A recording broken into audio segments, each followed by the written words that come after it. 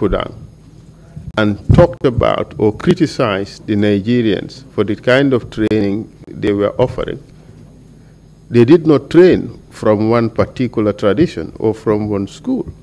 They trained from different traditions and different schools. So how do you reconcile that with your answer? Again, I would say and insist that it's a question of subjective perception. There were some officers who were trained in Pakistan, and I think they were also very qualified and efficient officers. And then they were also within, and they were not hard to criticize the system. So if 4 out of all the officers, came up with that conclusion, which was not articulated loud enough, for corrective actions to be made, then I will take it that, well, maybe there was a private perception which was not shared with the chain of command, and then for corrective remedies.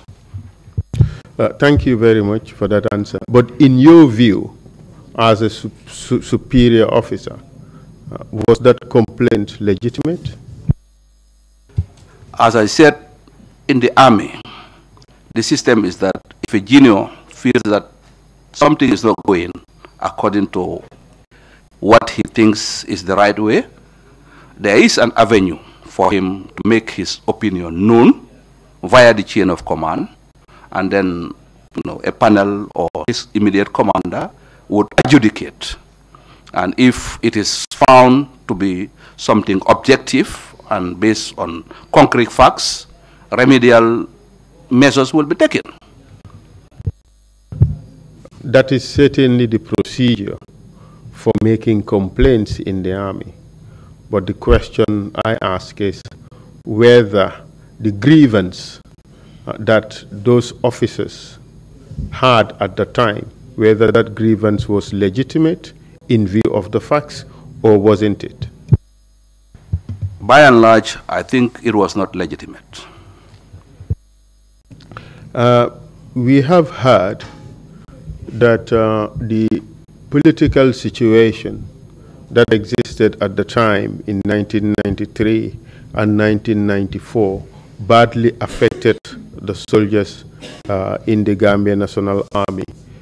Would you say that that assessment is correct or not? Well, nothing that I know of. Again, individuals form their own opinions based on their background and the circles in which they move on. But certainly, to my own knowledge, the majority of the Gambian officers, and that includes the likes of myself, were busy with what our constitutional role and mandate was, and certainly we had no cause, to be dissatisfied with, what we saw as the objective realities then in the country. Would you agree to the suggestion that as the most senior Gambian officers at the time, you were out of touch with what was happening to the rank and file? No, because in my own summary of my career, I think I was all the time with the men. Starting from second lieutenant, I was with a platoon moving up to a company, and just a month before my deployment to the army headquarters, I was a company commander in Farafenye. So I was very well aware of the situation with both the officers and the men under command. But physical presence does not necessarily mean that you are aware of everything that is going on within the group. Is that correct? Well, knowledge of everything, omnipotence, I think, is the realm of the gods. But certainly, within the parameters of my job, I was aware of the state of mind and morale of the troops under command. But the group in Kudang, 3 of your company commanders were alleged to have met together that night and expressed amongst themselves dissatisfaction as to how the Nigerian officers were conducting the training, and you were not aware of it. I think we will correct that statement. They were not company commanders. They were platoon commanders. Platoon commanders within your own company. People who worked directly and immediately below you. All three of them converged together and discussed their dissatisfaction about the training that was offered by the Nigerians, and you were not aware of it. When you say my company, you are meaning the company that I was commanding. This was an exercise scenario, and then troops were drawn from across all the serving members. So it was a composite thing. It was not an integral company from one unit. It was composed of different elements and brought together and formed into companies. So at that time, both Sana Sabali and Lieutenant Silate were posted in Yundum. It was only Yankuba Toure who was with us in Farafenye. Thank you very much for that clarification. What I'm trying to drive at is, since you talk about it, it's about perception. What I'm trying to drive at here is that there was a difference in perception by those who were higher up, including yourself, and those who were immediately below you, these lieutenants and the second lieutenants. Would you agree to that assessment? Well, I think, if I may come back to this, the three was not representative of was not a representative sample of the officers. So in any military situation or barrack situation, you have what we commonly refer to as barrack lawyers or rabble rousers. So these are elements or soldiers or officers who feel that they know. And most of the time, you know, they take pride, and probably in their own perception, they endear themselves to their fellows by, you know, trying to raise some criticisms on any situation. So I would classify them as rabble rousers then. Well, you seem to equate lawyers with rabble rousers. That's not a very nice compliment, of course. But yeah, we would leave it at that. But what I'm trying to drive at here is that it's not just those three officers. I gave you the example of those three officers to show that these three officers worked directly under you. And during that period they take steps to suggest that their position or their views were completely different from yours. But if you look at the information that is available, there were more officers who appeared to be dissatisfied with the presence of the Nigerians. So what I want to establish is whether there was a difference in opinion by the more senior officers as compared to the officers below them. I think my honest answer is that, you know, these are nationalistic sentiments, and any time that, you know, a foreign party comes to occupy some responsible positions in another country, naturally there would be resentment, there would be, you know, criticisms, and then I think this was no exception. So you would now agree that such was the case? There was resentment and criticism of that particular state of affairs? Again, I would refer to my previous answer, that it was not very loud. If they were undercurrents, maybe they were within, but certainly not something that will be so obvious for any reasonable person not to understand. Now, can you tell us where you were on 22nd July 1994? As I said, when I was redeployed from Farafenye, I was posted at the Army headquarters as SO2 Operations and Training, and then I was answerable to the colonel responsible for operations and training. And then within that week, I think we had information that there would be a visiting American naval ship, and that they wanted to exercise their troops jointly with some elements of the Gambia National Army. And for that matter, we needed to prepare operations orders to create a scenario and then some sort of a workable exercise plan. It was, I was involved in those preparations. And what was going to be the nature of this exercise, if you can tell us just bits that you can discuss publicly? I think the scenario was going to involve some of the Navy, the then Marine units and the visiting American Marine troops converging around the Denton Bridge on the Serekunda end of the bridge, you know, at around 9 or so. And then from there, they would be trucked to the exercise general area of Mandinari, where, of course, the Yundum troops would have been marshaled, and then the exercise would roll on. So this was the operation that was planned. Okay, and that morning, did you go to work? I woke up on Friday, the 22nd of July, and put on my uniform and headed towards Westfield, where I usually pick up a public transport to go to Banjul. When I reached Westfield, this was around 7:30 going to 8, you know, there was no vehicle, there was scarcity of vehicles. And then, you know, most of the vehicles that were heading to Banjul eventually were returning back. So I stayed a bit of time there before I had a pickup. And who did you eventually join to go to Banjul?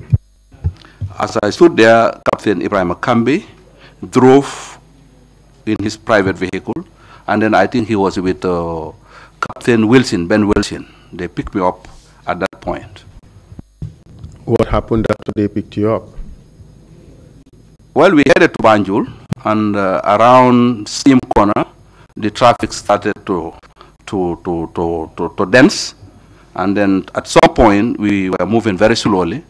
We decided that, you know, Kambi should drive on the edges of the road so that we can fast track our movement. So he did, and then about 200 meters before the bridge, we were stopped by a group of soldiers with weapons from Yundum, and then they were not in very orderly manner, but they had guns, and then they were in effective control, and they sealed the Serekunda end of the Denton Bridge. Were there any officers present at the time? I didn't see any officer then. No, not my encounter. I didn't encounter any officers. Here you are in this vehicle with Captain Kambi, Captain Wilson, yourself, Captain Jatta. Who was the most senior captain amongst you? I think some little bit of correction. Captain Jatta was not at the vehicle then, but when we were stopped by the soldiers, they told us that there was a military coup going on and that we should report to their officers at Yundum.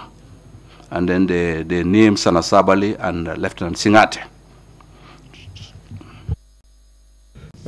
Who was the most senior captain amongst you at the time? When they gave us those orders, we decided that we should turn back and then head towards Fajara Barracks.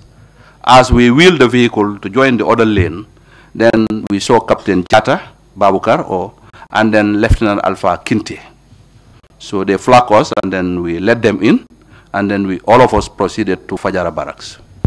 Who was the most senior officer amongst you?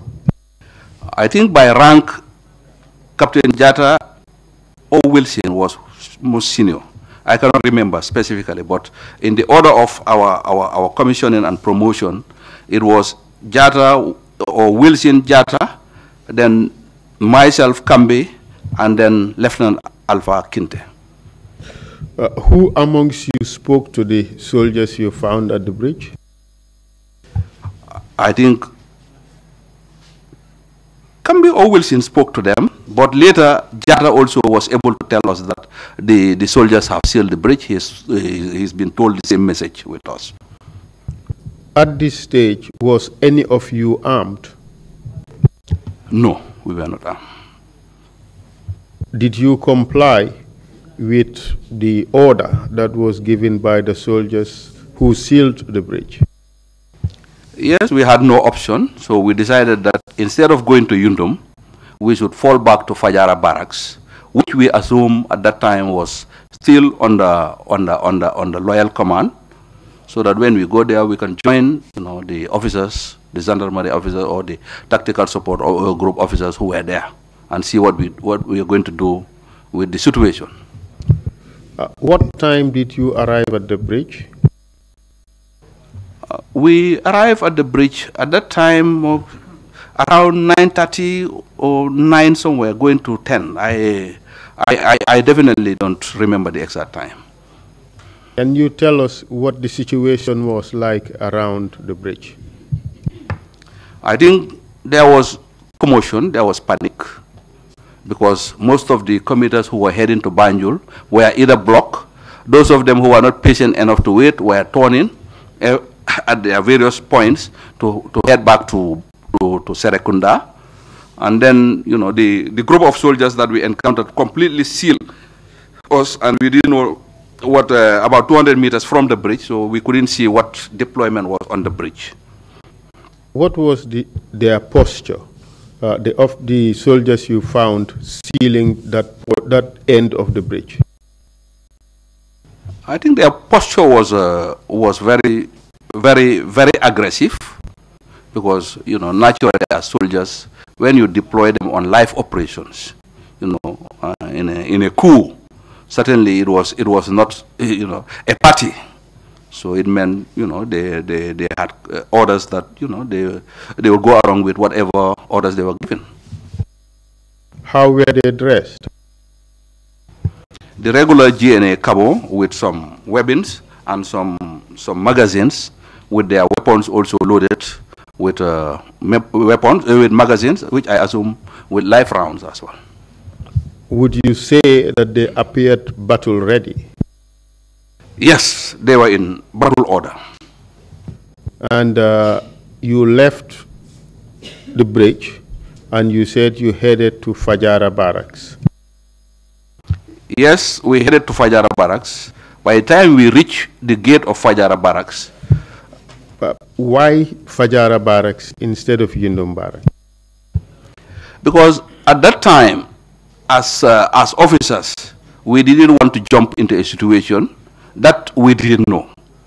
And because these soldiers who regularly would have obeyed and respected you as a senior officer were now giving you orders, there was not the norm. So we said, well, if that is a mutiny, and then we were not in the loop, we were not part of it, it was better to try and locate, elements that were still loyal to the then government, and then see what we do about it. And so you went to Fajara barracks. Tell us what you found at Fajara barracks.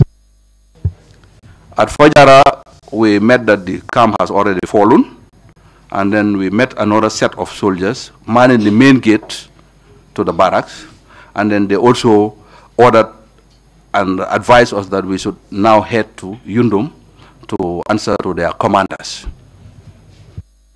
At this stage, who was in charge of Fajara barracks? Well, I don't know. All I know is that they were under the hands of a group of soldiers who came from Yundum. The senior commander or NCO at that moment, I don't know. This group of soldiers, were they also part of the coupists or not? Yes, they were. That was our assumption, because they drove from Yundum. They drove from Yundum. Some went to the bridge. Others went to neutralize Fajara barracks. So then definitely they were part of the group. What did you do after you left Fajara barracks? We decided against going to Yundum again. And then we remembered that the colonels, Colonel Awonibi and Akoji, were living in Koto. And at that time also, the then designated commander of the National Army, General Dada, was away in Nigeria. So we decided to go to the residence of these colonels and maybe see what else can we do. The people you just mentioned would have been the most senior commanders of the Gambian National Army at that time, correct? Yes, at that moment, yes. In rank, they were the most senior. And they were not only most senior, but they also had the most important command positions, correct? Yes, certainly in the army, rank takes precedence in the hierarchy. So in the absence of the commander, the next senior in rank will assume the responsibility of command. They also had responsibility for operations of the Gambian National Army, correct? Well, again, I will state here that I didn't know the specific details of the MOU or the note verbal that was signed between the government of the Gambia to designate the line of command. But certainly I know that Dada was appointed as the commander, and in the military hierarchy, you know, the most senior officer, as I said earlier on, will take over when in the absence of his superior. You remember you testified earlier that one of them was commander of operations, correct?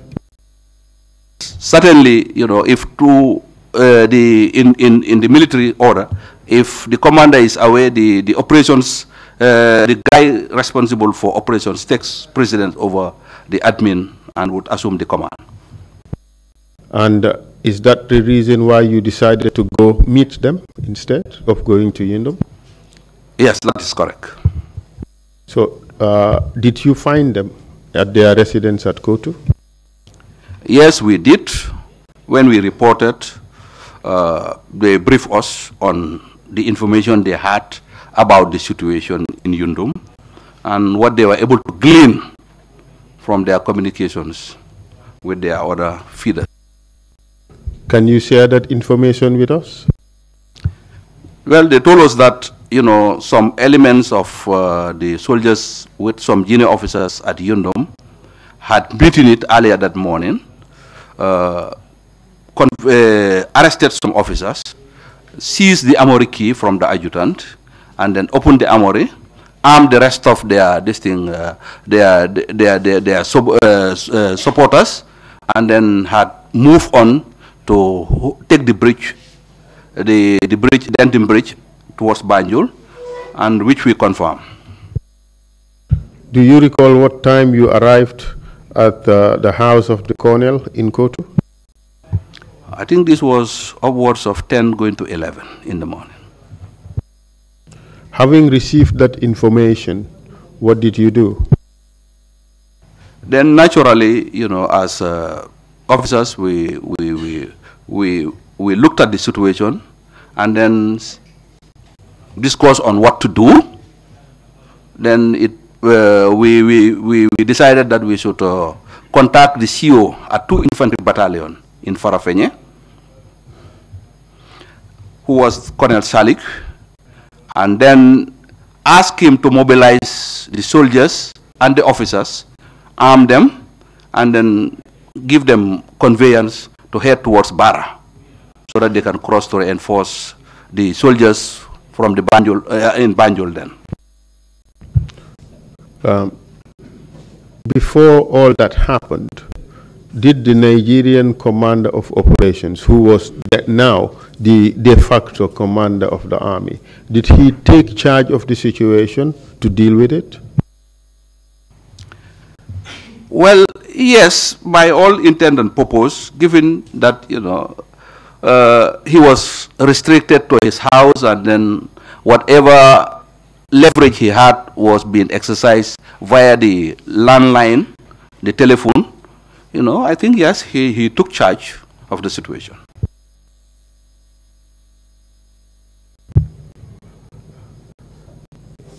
Did he do anything to exercise command? As I said, he called Colonel Salik at Farafenye, and then, as I said, instructed that the Gambian soldiers and officers be mobilized, armed, and then, you know, loaded on the trucks to take the route to Bara. Did he immerse himself into the problem as commander, or did he wash his hands off it as a Gambian affair? I think along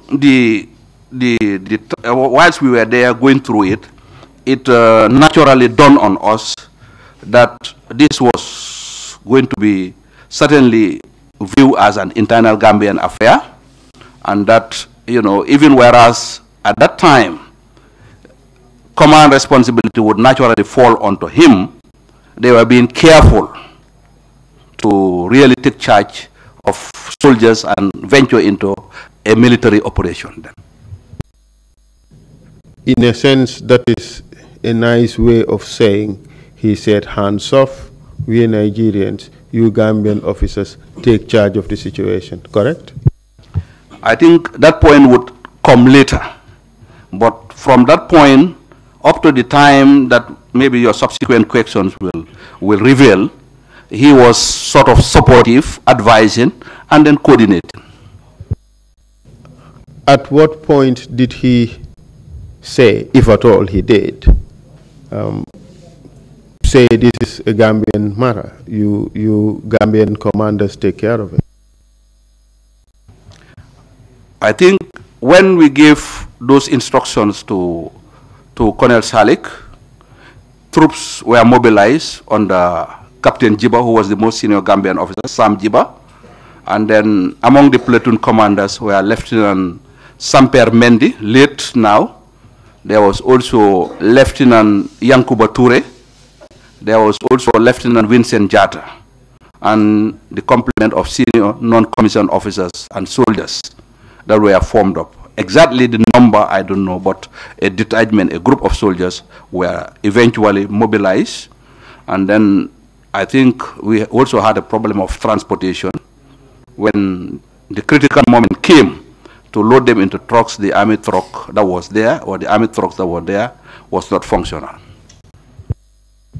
So what did you ask them to do? We then ordered them to get to the town of Farafenye and then commandeer available trucks and use them as conveyance to Bara.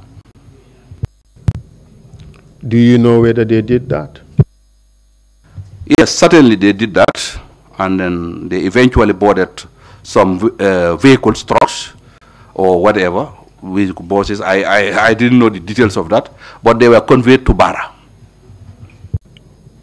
And this group was coming from Farafenye, and they eventually arrived in Bara, correct? Yes, eventually they arrived in Bara. I must also state here that when they left Farafenye, because of the lack of radio communication means, then we were not able to monitor them and then to see their progress from Farafenye to Bara. So eventually, when they came, I think I learned that they arrived late at Bara, around 6 or so, and then at that time the ferry was no longer operational. So do I understand you to mean that there was no communication equipment that would enable you to communicate with the troops during their trip from Farafenye to Bara? Is that correct? No, there was no communication equipment because, you know, the infantry or the army depends on HF and VHF radios for military operations. And then based on the composition, they will have various ranges of communicating. But certainly a base station would have been established between Army headquarters and Farafenye, but the complementing sets of radios, you know, that the operation commanders will carry in the field was not there. Do you know whether the Nigerian commander at Farafenye went with the troops? No, they didn't. None of the Nigerian soldiers from Farafenye followed the soldiers, the Gambian soldiers, to Bara. At what stage did you realize that the Nigerians did not wish to be involved? Whilst we were there, again, I think we were also trying to make telephone calls and find out. And then the operation, the colonel that I mentioned earlier on, had also some calls to the then commander of the Marine Unit, Major Antuman Saho. And then at around 2:30, well, we realized then that the then president, through Antuman Saho, had already abdicated, what I would say, abdicated the seat of government and had gone into the visiting American ship. My question really was, at what stage did you realize that the Nigerian commander did not wish to be involved in what was considered an internal Gambian matter? I think from the time we mobilized the troops from Farafenye, and the subsequent this thing, we realized that, as the event unfolded, they were naturally being careful. And then certainly, they didn't take it up as a national call then to get involved in what was seeming to be an internal Gambian affair. Did they tell you that they were not to be involved in an internal Gambian matter? Well, explicitly not in words, but as mature and sensible officers, you gauge the enthusiasm with which people approach tasks, especially in an emergency situation like that. And then we subsequently, advise ourselves that, well, these people will not be going to fight to restore the civilian government.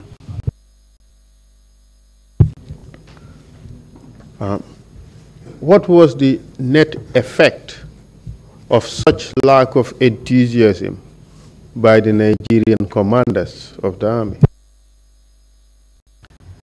Well, as I said, when the commander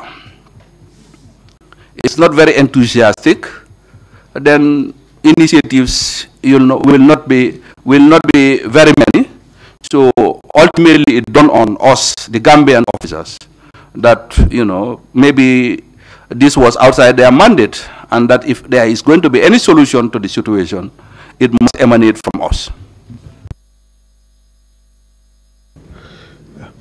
Would you say that at this stage there was a break in the command structure of the army? Yes, certainly. There was a complete break in the command and control structure from the early morning. Because, as I said, at Yundum, which was then the most important military deployment, the commander was a Nigerian, and we learned that he was then in his house, was unable to report, and then the Gambian officers who were there, were either locked, the ones at least the Kupis perceived to be any threat to them, they were locked, and then there was no identifiable chain of command then. And there was no identifiable Gambian officer who could take command of the situation at the time? No.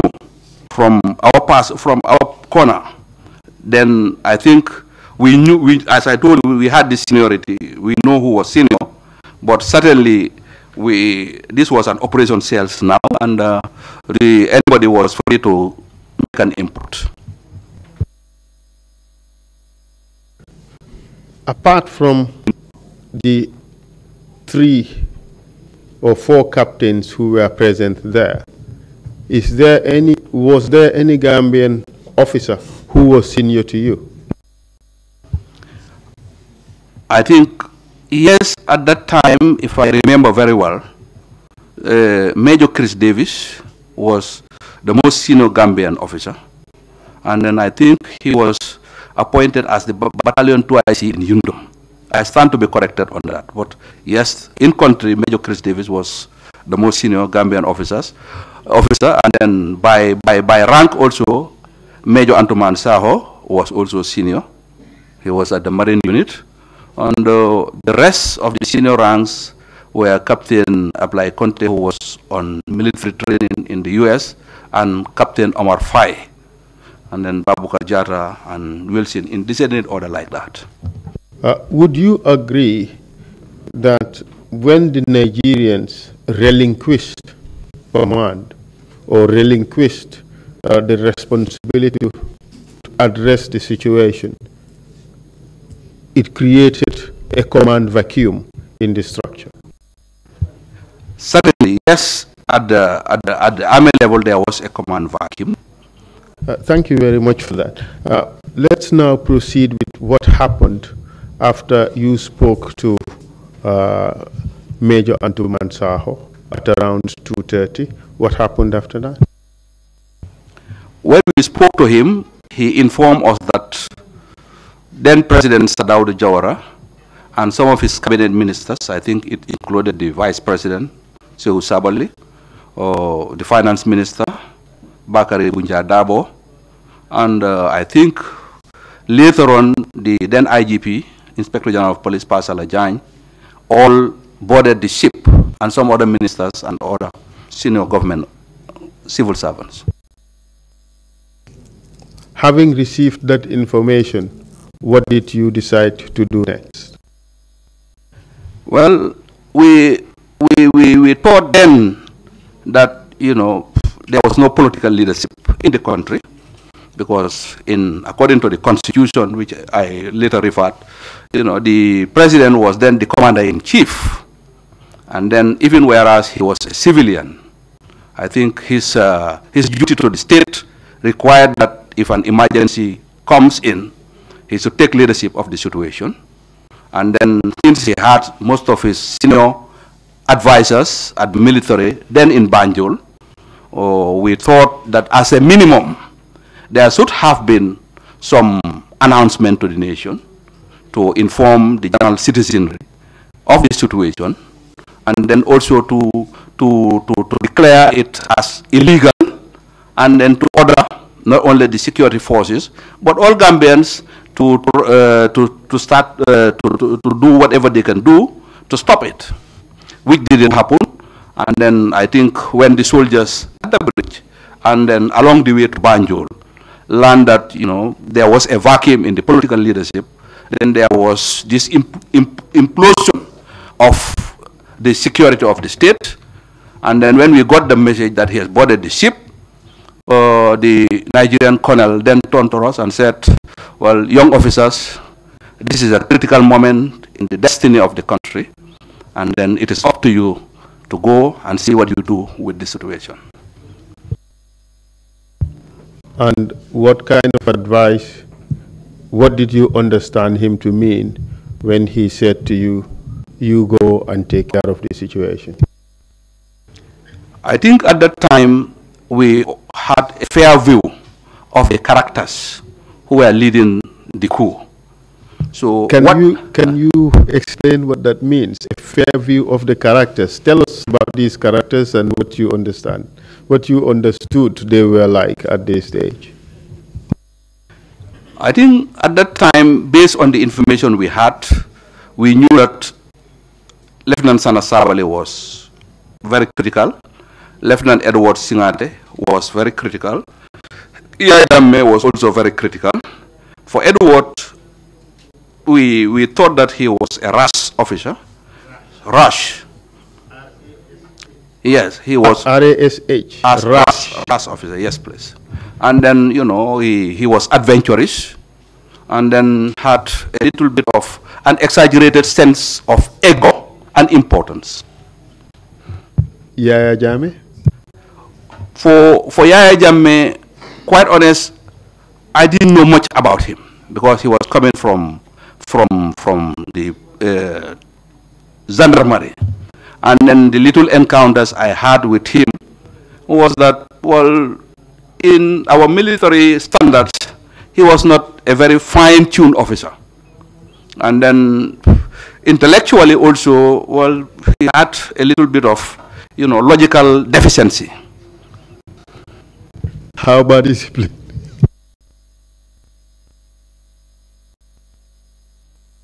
Well, discipline, I think he was not what you call a well-mannered and comported officer. Yankuba Ture? Correction, Yankuba Ture was not on that, around that area then. Yes, but nonetheless, we still want to know how you officers, senior officers, perceived him at the time. Before I get to Yankuba, I'll go to Sana Sabali. Very well. Yes, Sana Sabali was, let's say, not very disciplined. He had this propensity to get annoyed and agitated quickly. And then, if somebody is not very composed, most of the time you don't make rational decisions. Then maturity? Maturity, no, he was not mature by all standards. He was just a small boy, who has been trusted to a level and responsibility that he was not well prepared for. Yankuba Ture? Well, from my experience with Yankuba, I think he was a very, what I would call, pliant officer. Somebody who will try to please you and then be subservient to you. He was not the kind of officer who will challenge. He was very pliant. He was a sneaky character, of course. Whatever you tell him, well, he complies. So that was my own perception of him. Haidara? Again, Haidara I didn't know, because Haidara was not in Yundum. And then, because later I learned that most of his childhood he spent in Sierra Leone, so there was no opportunity in which we had any encounter before July 22nd. Interesting group of characters, would you agree? Certainly. So after around 2:30, your Nigerian commander abdicated responsibility and tell you, well, you Gambian officers go and sort out the situation. What did you do? I think when he said that, then we looked at ourselves, and then I volunteered that I will go to the ground. Jatta volunteered as well. That is Captain Babukar Jatta. Captain Wilson, Captain Kambi, and Lieutenant Alpha Kinte excused themselves for personal reasons. Did they say which personal reasons? No, they didn't, but at least they were not comfortable going into an unknown situation, and I think for self-preservation, they didn't want to go with us.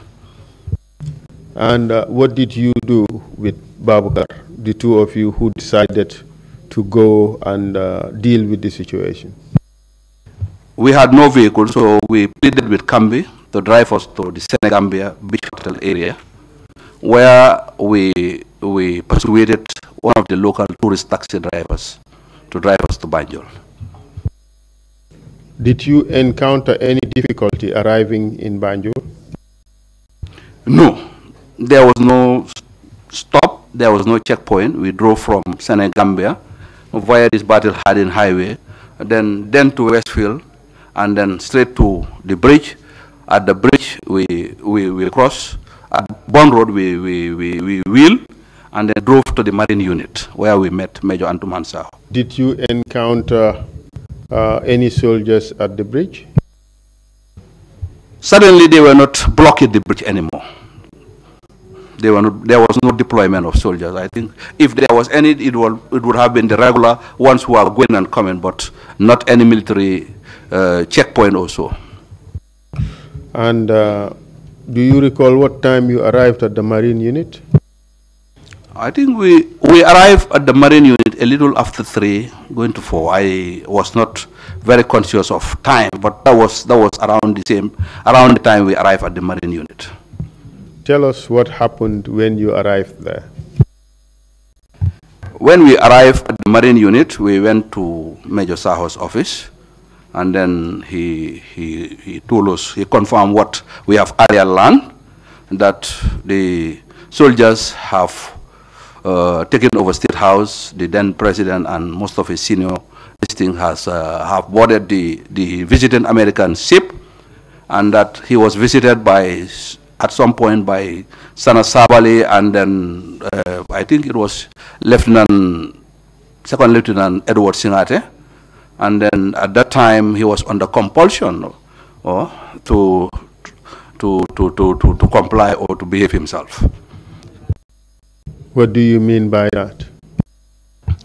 Well, at that time, the de facto command of both the active soldiers and the state has fallen to the group of officers and soldiers, and then as he had no option but to sit where he is and wait for further instructions. And having discussed with him, what did you decide to do next? Well, after that, I decided that we should head to the State House, and then the same driver that took us to the Marine unit drove us to the Albert Market gate of the State House. Why did you decide to go to State House? Because if I can recollect now, when we were about to leave the Nigerian officers, Colonel Awonibi called me and said, well, you officers must go and ensure that order is maintained. He told us that, in a situation like what we had in the country, the propensity for it to descend into chaos was very great if there is no mature handling of the situation. He also told me that power cannot exist in a vacuum, and as soon as we get there, if it is determined that there is no more political leadership in the country, we should institute a government to take the charge of the destiny of the country. The Nigerians must have been very knowledgeable in these things, in coup d'etats, isn't it? Well, certainly, Nigeria has a very turbulent history from independence to that point, and I'm sure most of the officers who were serving had, at one point or another during their career, witnessed or participated in the toppling of a government by either a civilian government or a military government, and they would have known what these steps would have been. Would you consider that to have been just the right advice as to what to do under the circumstances? Well, I think in my philosophical reading, I learned that first rule in heaven is order. So whether legitimate or de facto, a country cannot move if there is no order. So as a military officer, and then at that critical juncture in our political history, I think our responsibilities was to maintain order and continuity. And you accepted that advice, didn't you? Yes, based on the objective circumstances, I did accept that advice. And what happened when you arrived at State House? When we arrived at the State House, the soldiers who were blocking the gate stopped us, and then we introduced ourselves. They went in to call one of the officers, and Lieutenant Edward Singate came to us. And what happened when he arrived? When he arrived, he told me then that, Captain Chang, where were you? Since the morning we've been trying to get hold of you, and then we didn't see you. We've done this, but we don't know what next to do. He turned to Babukar Jatta, and said that he was not needed, and then he should go back. He said, we have done this. What did you understand him to mean by we have done this? I think then the situation was that they have toppled the Jawara regime, and that the country was in their hands, at least the seat of government was in their hands, and that the next step was to move forward and institute some mechanisms of a government. Let's get this clear. You understood him to say to me that they have now toppled the government, they are now in charge, correct? Certainly. What did you say to him? Well, after saying this, then condescendingly he turned to me and said, you captains should have done this before. You should have liberated the country. I told him that, well, that was not what motivated us to join the army, and it was not in our planning. What happened after that? Well, we went together to State House, inside the State House, and then as we were entering where the gate heading to where the office of the Vice President is, Yaya Jammeh emerged from what I would call the southwestern end of the State House, and then met us on that road. What was his comportment?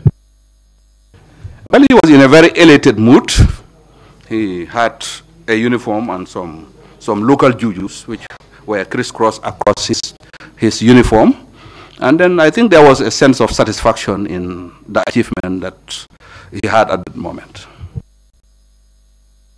At this stage, where was Captain Jatta?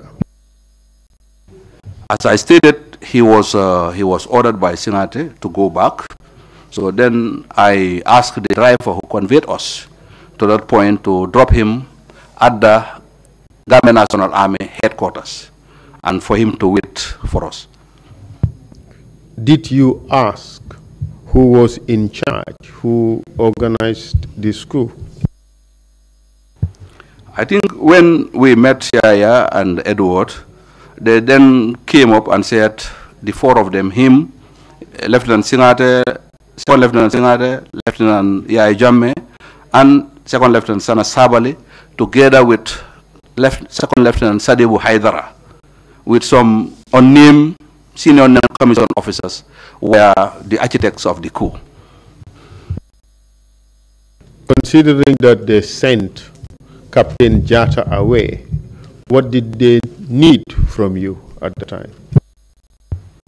Well, at that time, I think they knew that I was one of the few Gambian officers who had the practical knowledge of how to command people, and then because of my composure, I had the sense of presence and the realism to understand situations and then to handle them, in a mature form. At this stage, did they trust that you would join them? Well, certainly they didn't ask me to join them. But as I said, Edward told me they were looking for me. So, which means, they wanted some critical advice and input from myself. They invited you into State House, correct? Yes, they invited me in, and then we climbed those few steps to the main sitting room from the northeastern end of the main State House building, and went into the sitting room. You had discussions with them, didn't you?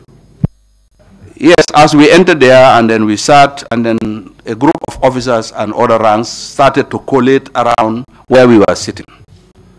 So then the practical question of what next to do came. And then... Who did they ask what next to do?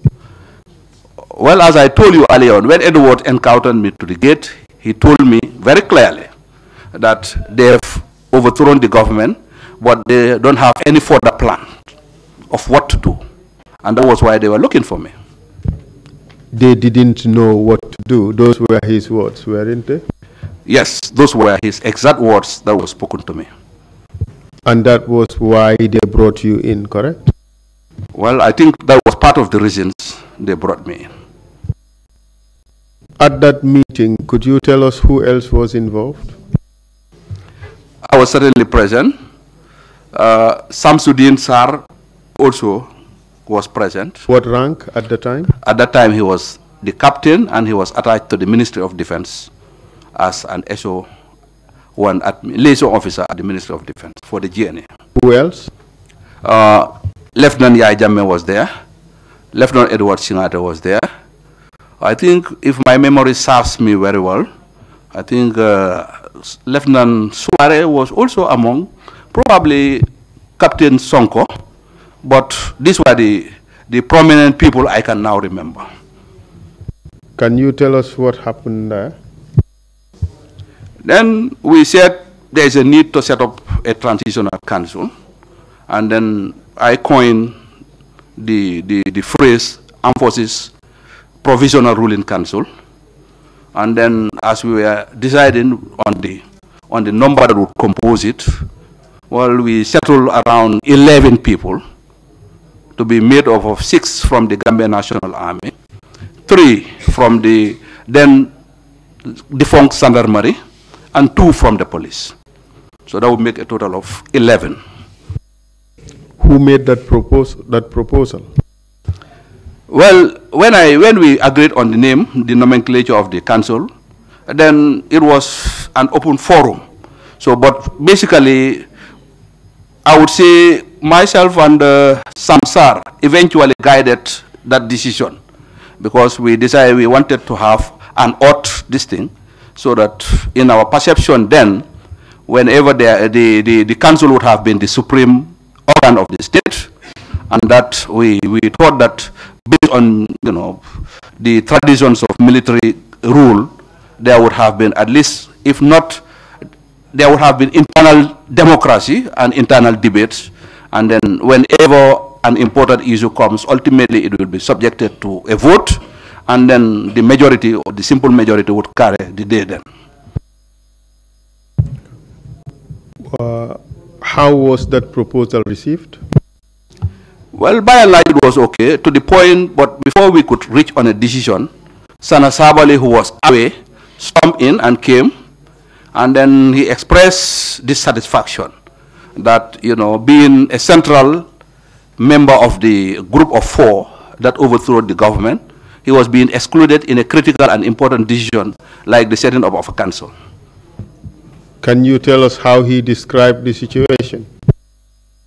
Well, he was, like I said earlier in my earlier description of him, he was not a well-behaved officer. He was emotional, sentimental, and then sometimes prone to anger. Can you describe what he said when he arrived? Well, certainly he disturbed the meeting. Specifically, he stated what I have just said, but any other phrase he may use could have escaped me. But I later learned that, part of what he said was monkey will not walk and babble it. What did you understand that to mean? I think at that time there was a sense of insecurity in him, because, in what we were doing, there was no plan to exclude anybody, as I have just stated. So there was no concrete decisions. And then maybe he came late to join a discussion, which he was not a party when it started. And then if he had just come and then made himself present and listened, he could have come up with an input, a constructive input, that would have carried the discussion forward. What happened after he stormed the room and expressed his dissatisfaction about what was happening? I think then there was a little bit of chaos, and then eventually we asserted that, well, yes, it was them who organized the coup, but the affairs of the country was more than any individual, and that in the interest of the country, whether you actively participated or not, the situation on the ground was such that we needed to establish order, albeit however temporal it would be, and that in the best interest of our tradition, we should be civil and civilized to engage in constructive discussion. So I think that didn't carry any sense, and then ultimately Yai Jammeh and Edward Singate took him aside and then said they were going to talk to him. What happened after that? After talking to him for some time, they came back and said we should suspend the decision on the council and its composition and get back to practical issues and maybe come back to it later. And was that done? What happened afterwards? Yes, that was done. And then, as I said, the thing was going to around 5 or so.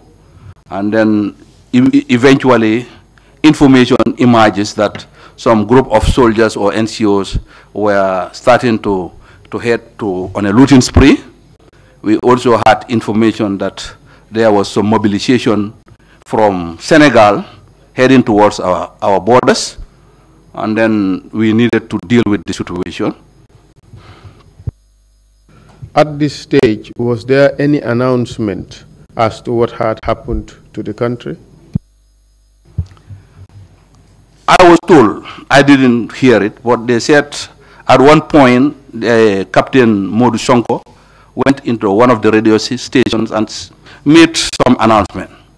But immediately after we agreed on that, I think if I can remember, either that moment around 5, I had an interview with the Radio France International. Why you? Well, I think then the situation was that it befell on me to make some. When the telephone came, I was not aware, so it was brought in, and then I was asked to respond to the questions of the journalists on the other side. Who asked you? If I can remember, it was the consensus of Edward Singate and Yaya Jammeh then. At this stage, were there any plans as to what the junta would do?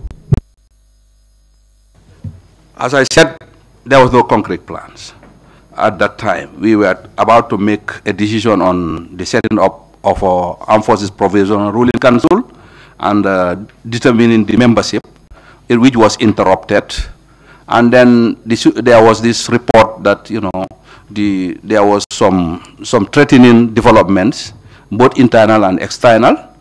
And then we agreed that, for the soldiers, there needed to be some officers who will be tasked to go around and then try to contain them, police them, and that I should also head towards the residence of the then Senegalese ambassador, whom I forgot is something young also, and then try to get some clarifications on the reports that Senegalese troops were mobilizing and heading towards the country. Did you go alone? Well, I went with a group of soldiers escort. I cannot remember exactly which of the officers joined me, but certainly, if my memory don't fail me, there were some officers with me. So we drove to the residence in Old Cape Road, Bakau. At this stage, where was Lieutenant Singate? Singate was in State House. Sabali was in State House then. Haidare was there. And then when the meeting broke up, we had multitasking. I think Sabali, Singate were asked to go and verify the reports of this looting, and then some other officers. We left Yaya Jammeh at State House. How about Samsudin Sarr? Samsudin Sarr was also there, but I'm not sure at that point he accompanied me to Bakau. I stand to be corrected. Did you eventually meet the Senegalese ambassador? Yes, I did. At his residence, he was not there. Then we turned back, headed towards Banjul, and then after crossing the bridge, on the Banjul end of Denton Bridge, where the police post normally is situated now, I saw his vehicle and flagged him down. Did you talk to him? Yes, I spoke to him. I introduced myself and then told him that it was our information that Senegal was massing troops heading towards the Gambian border, and that was disturbing. How did he respond? Well, he never denied or affirmed that. And then I asked where was he coming from? Then he told me he went on a round to drive around Banjul to see what was happening. Did you speak to him again subsequently? Yes, I tried to reason with him, and then I think there was a little bit of hesitancy and reluctance. So I reminded him that this was, at that point, an internal Gambian affairs, which we feel could be handled internally, and then reminded that, we were still conscious of the memories of the 1981 abortive coup, and that, we would not like a repeat of a situation like that.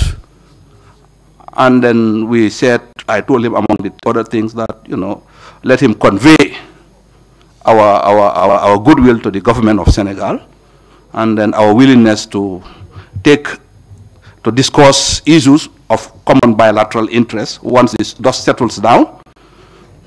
And then I judged that was not also, convincing as well. Did you ask him or inform him that Senegal should not intervene? Yes, after this brief exchange, I thought I had to scale up the negotiation, and then I told him that it is our information and knowledge that there is about 300,000 Senegalese in the country, and that if any Senegalese soldier should cross an inch of Gambian territory, we will not be in a position to guarantee their safety anymore. What happened after that discussion? Well, he told me that he will convey our message to his government, and then will get back to us at some point when he has a reply. Did he come back to you at all? Yes, suddenly, if I can remember very well, around midnight on that night, we had a call from him requesting that we go and get our reply from his residence. You had to go in person, didn't you? At that point, I went with Captain Samsar and Lieutenant Edward Singate, together with our guards. And what happened when you met the ambassador? What did he say? Well, when we went, there was at least a 30 minutes delay before the gates were eventually opened, and then he received us in his sitting room, and that stated, among many things, that he has conveyed our message to the government of Senegal under President Abdou Diouf, and that we should be assured that Senegal was not intending to invade or to in any way participate in the situation that was evolving in the Gambia, and that he was willing and ready to work with us once the dust has settled. With that information, what did you do next? I think he also gave us the direct telephone number of then President Diouf, and then after exchanging pleasantries, we headed back to State House. What happened after that at State House?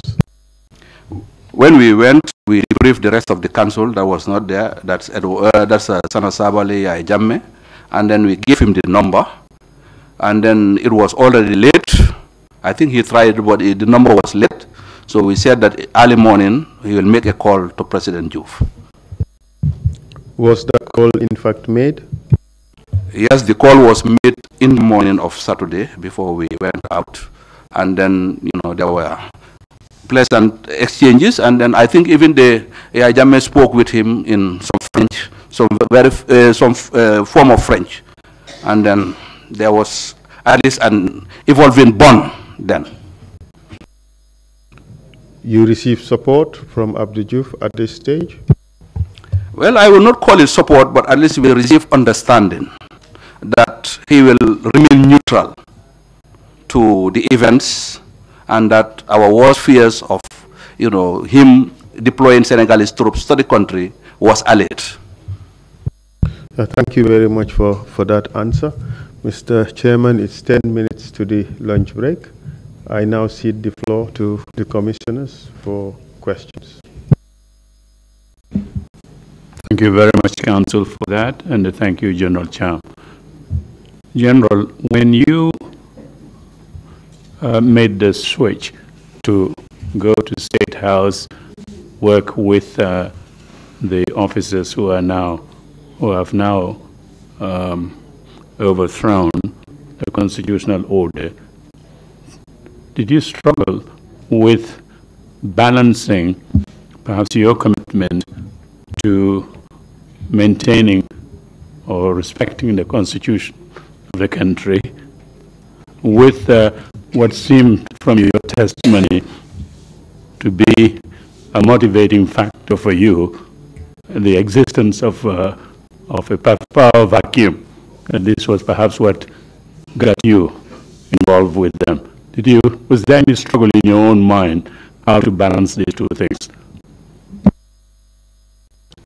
I think, as I stated in my testimony, this was in our appreciation of the situation. Concrete facts have emerged that there was a power vacuum, and then the issue was that what was in the best interest of the country? Do we normalize situations and get some semblance of order and continuity, or do we remain tenacious to back something that was no longer real? So as realists, we accepted that de facto there should be a regime. Okay, and then we also, what I want to state here is that when we started along the way, there was also the possibility, which I will come to later, of reaching out or having some sort of a negotiation with President Jawara, and I'm sure in the subsequent meeting that will emerge.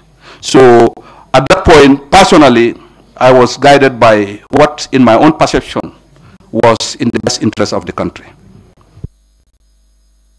Thank you very much, Commissioner. Yes, Commissioner Manua, please. Go ahead, Bojang. Commissioner Bojang. Mr. Chair, when Edward asked Mr. Jatta when Edward asked Mr. Jatta that they don't need him, and you asked Mr. Jatta to go and stay somewhere around Banjul, did you communicate to him? Did you communicate to him what Mr. Edward Jatta need? I think he was present. When Edward turned to him and said, "We don't need you, go away," I told Edward that no, that was not discipline, that was not respect, and that, whatever the situation, Jatta was a senior officer and he deserves some respect. So then, not to prolong a situation that could lead to some unforeseen situation, I advised Jatta that yes, he can go and stay at the army headquarters, and then maybe await for the instructions. Thank you. Imam Jail, Commissioner Jail, please. Mr. Chairman, Mr. Cham, your other earlier officers who confessed here in this where we are now sitting all seem to show that there was dissatisfaction, anger, and indiscipline among your young officers. Did you ever make the attempt as senior officials of the Gambia National Army to convey these feelings and dissatisfactions to the government of the day?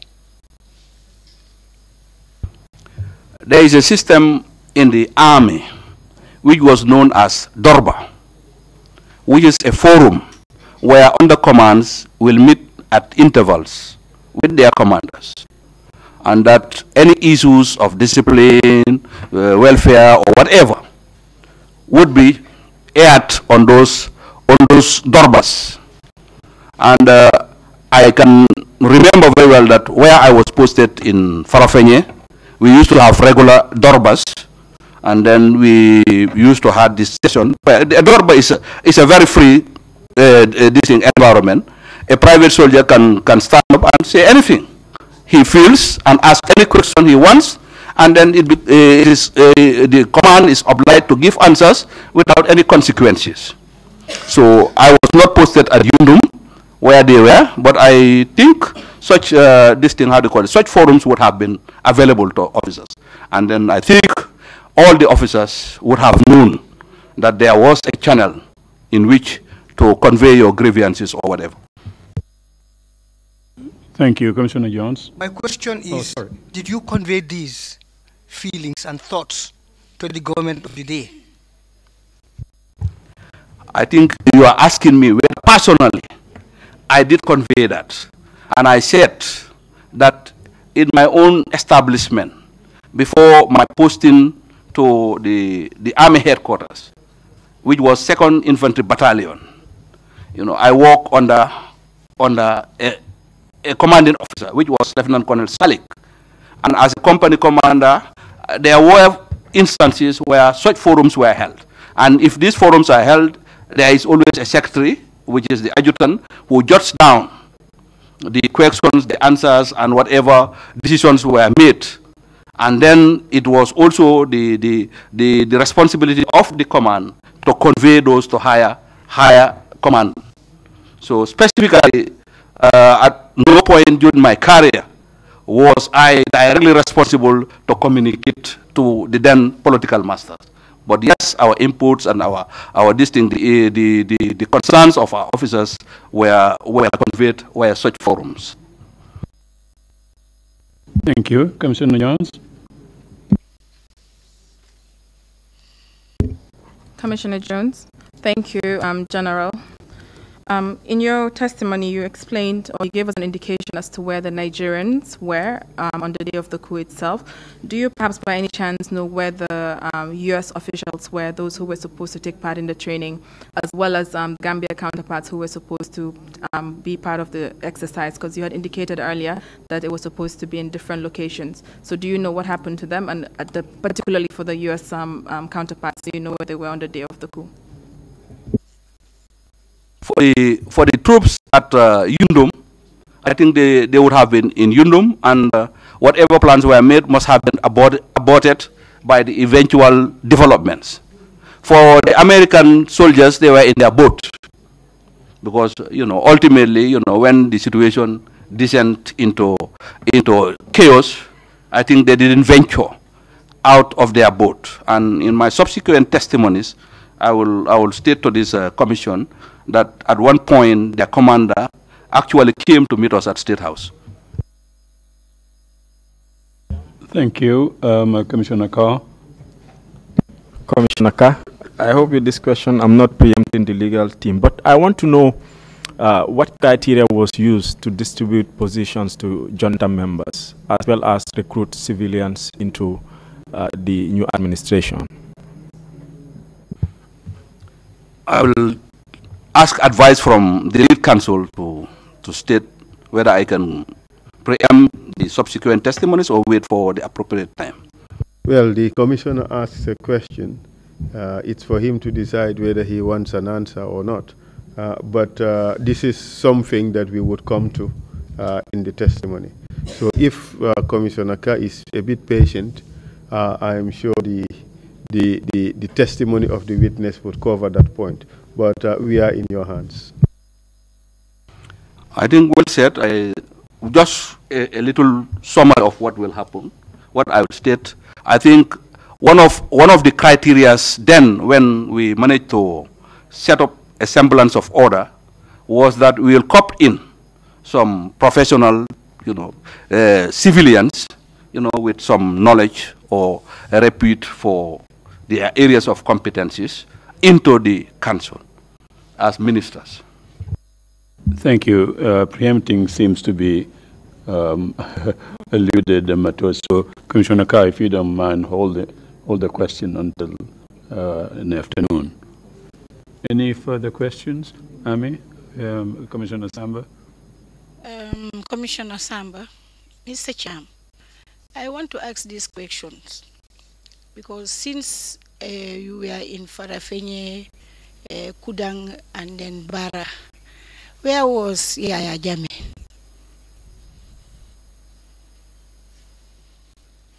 Yes. I think Yahya Jammeh came to the Gambia National Army following the disbanding of the then Gendarmerie. Yahya Jammeh was a Gendarmerie officer. So when the then government decided to disband the Gendarmerie, I think this was consequent upon the breaking of the earlier confederal agreement. At some point, it was decided that they should now disband the Gendarmerie and take some of the officers to either the police or the army. So some of the Gendarmerie officers, I think a prominent name which had appeared before this commission was AIG Chongan and others, were taken to the police. Yahya Jammeh, Salibo Haidara, if I can remember, Lieutenant Marong, were taken or brought to the Gambia National Army. Oh, Within that rank, are you ahead him or he was ahead you? By rank, Yahya Jammeh was a subordinate. I was a captain, and then he was, I think, a lieutenant. Thank you very much. Council, if you don't have any further questions, we would take a 1-hour lunch break and resume our proceedings at 2:30. Is that all right? Thank you very much. Our meeting is adjourned.